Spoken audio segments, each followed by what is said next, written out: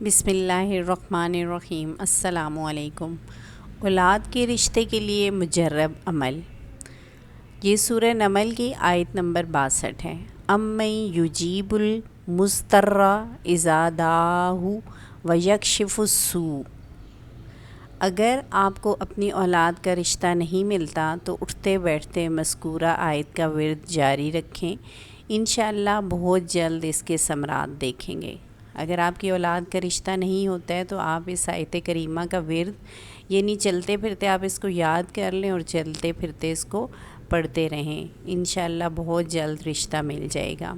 اور دوسرا ہی ہے یا ذل جلال والاکرام، اس نام کو کسی بھی وقت تنہائی میں بیٹھ کر روزانہ 1100 مرتبہ پڑھ کر دعا کریں، ٹھیک ہے۔ اس نام کو آپ نے یا ذل جلال والاکرام کو آپ نے تنہائی میں بیٹھ کے 1100 مرتبہ یعنی آپ نے 11 تسبیحیں اس کی پڑھنی ہیں۔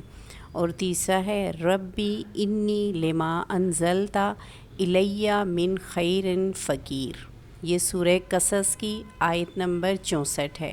جس لڑکی یا لڑکے کو رشتہ درکار ہو وہ کثرت سے اٹھتے بیٹھتے اس دعا کو کثرت سے پڑھتا رہے، ٹھیک ہے۔ جس لڑکے یا لڑکی کو رشتہ چاہیے ہو، یعنی جس لڑکی کی شادی نہ ہو رہی ہو یا لڑکے کی، وہ خود یہ والی آیت مبارکہ پڑھتا رہے، انشاءاللہ فائدہ ہوگا۔ جزاک اللہ۔